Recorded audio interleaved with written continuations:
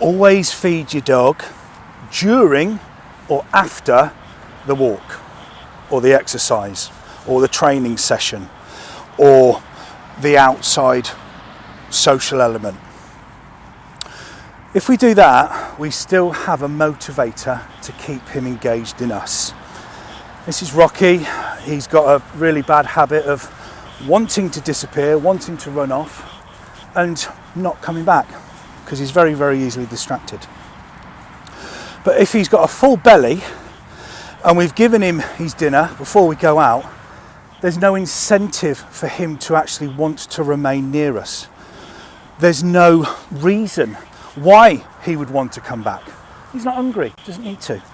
There's no reason why he is more prone to remain near us because doesn't need to, he's not hungry.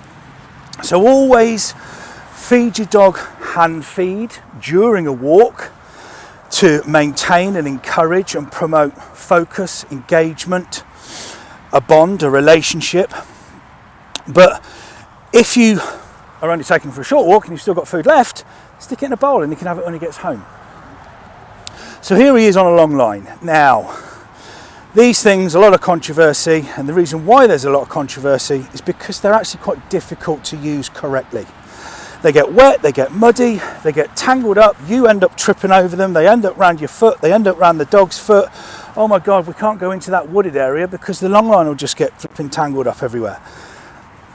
However, they still have a purpose, and that purpose is leave them on the floor.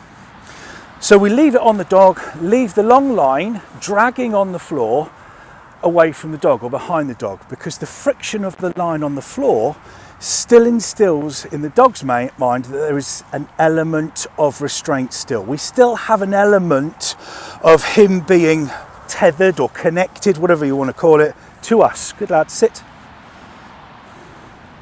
Good boy. There is an element that he will feel a sensation around his neck because it's on his collar or it's on a lead, that he's still connected to us in some way, shape or form. So he's going to be less likely or less prone to want to make the decision to bugger off. So that is the other good reason of why we still use them.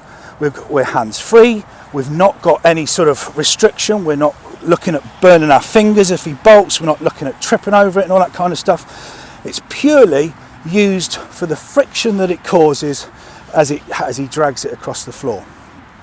Another good reason for it is be careful with this one, because if you've got a really, really big strong dog, if you're going to stand on that line to give him a check if he ignores you, be careful that he doesn't pull you off your feet.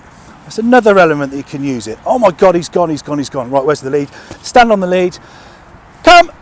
If he ignores us, he's going to check himself, have a physical element of the line going tight and him checking it. Then we can encourage him back in and reward him for doing so. So yes, really, really handy tool, but they're a nightmare to use, aren't they, mate? But as you can see, because I've got his daily food allowance in my pocket, he knows I've got it. And the power of him knowing I've got it and the power of him thinking I may get some overrides his temptation to want to disappear, to want to bugger off, okay? So very, very important, as I said before, feed your dog after the walk. Because if you don't, his tummy's going to be full, and you're not going to have that enthusiasm because there's no reason for him to want to do that. Good lad, good boy. Sit. Good boy. Good boy. Good fella. Good boy.